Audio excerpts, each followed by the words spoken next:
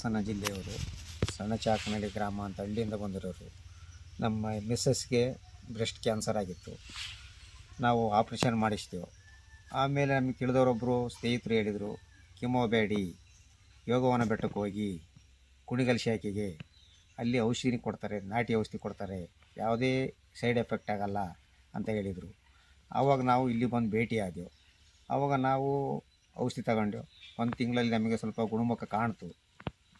ಅದರಿಂದ ನಾವೇ ಮಾಡಿದೆವು, ಅದನ್ನು ಕಂಟಿನ್ಯೂ ಮಾಡಿ ಅಂತ ಇಲ್ಲಿ ಮೇಡಮ್ ಅವರು ಹೇಳಿದರು. ನಾವು 7-8 ತಿಂಗಳು ಔಷಧಿಗಳನ್ನು ತಗೊಂಡೆವು. ಅವ್ರು ಹೇಳಿದ ರೀತಿ ಫಾಲೋಅಪ್ ಮಾಡ್ಕೊಂಡು ಹೋದೆವು.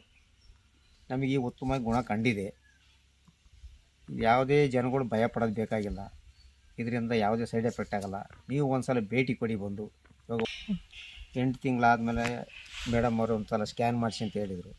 ಆಗ ಹೋಗಿ ನಾವು ಸ್ಕ್ಯಾನ್ ಮಾಡಿಸಿದೆವು. ಬ್ರೆಸ್ಟ್ ಕ್ಯಾನ್ಸರಿಂದ ಸ್ಕ್ಯಾನ್ ಮಾಡಿಸಿದೆವು. ಆ ಬ್ರೆಸ್ಟ್ ಕ್ಯಾನ್ಸರ್ ರಿಪೋರ್ಟಲ್ಲಿ ನಮಗೆ ಯಾವುದೇ ಸೈಡ್ ಎಫೆಕ್ಟ್ ಇಲ್ಲ, ಯಾವುದೋ ನಾರ್ಮಲ್ ಬಂದಿದೆ ಅಂತ ಹೇಳಿದರು.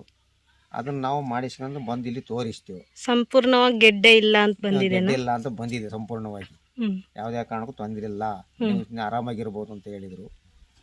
ಈಗ ಮತ್ತೆ ನಾವು ಯಾವುದೇ ತೊಂದರೆ ಇಲ್ಲದಲೇ ಇರೋದ್ರಿಂದ ನಮಗೆ ಮುಂದೆ ರೋಗಿಗಳು ಬಂದರೆ, ಯಾರಾದರೂ ಬೇರೆಯವರು ಬಂದರೆ, ಈ ಥರ ರೋಗಗಳು ಕಾಣಿಸ್ಕೊಂಡಿದ್ರೆ ಬಂದು ಒಂದು ಸಲ ಭೇಟಿಯಾಗಿ, ಯಾವುದೇ ತೊಂದರೆ ಆಗಲ್ಲ ಜನಗಳಿಗೆ. ಯೋಗವನ ಬೆಟ್ಟಕ್ಕೆ ಬಂದು ಕುಣಿಗಲ್ ಶಾಖೆಗೆ ಬಂದು ಒಂದು ಸಲ ಭೇಟಿಯಾಗಿ. ಮೊದಲಿನ ಸಮಸ್ಯೆಗಳು ಏನಿಲ್ಲ, ಎಲ್ಲ ಆರಾಮಾಗಿದ್ದಾರೆ. ಇವಾಗ ಯಾವುದೇ ತೊಂದರೆ ಇಲ್ಲ. ಅವರಿಗೆ ಸುಸ್ತಾಗೋದಾಗಲಿ, ಸೊಂಟ ನೋವು ಸ್ವಲ್ಪ ಕಮ್ಮಿ ಆಗಿದೆ, ಆಗಲಷ್ಟು ಸೊಂಟ ನೋವಿಲ್ಲ, ಬೇರೆ ತೊಂದರೆಗಳು ಇಲ್ಲ.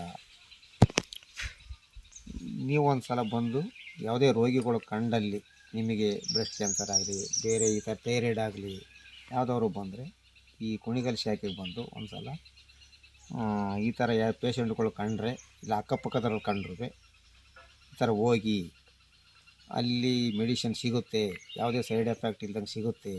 ಒಂದು ಸಲ ಭೇಟಿ ಕೊಡಿ ಅಲ್ಲಿಗೆ ಹೋಗಿ.